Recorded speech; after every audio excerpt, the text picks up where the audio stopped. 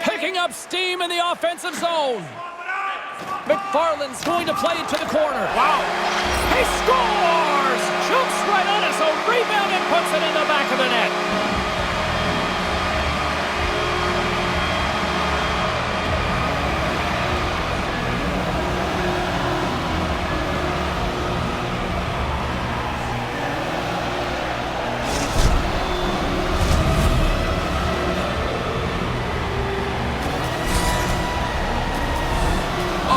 That stop, he's going to be on the highlights all day, all week.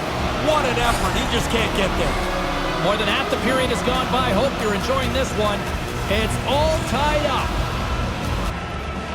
Guelph's won the draw.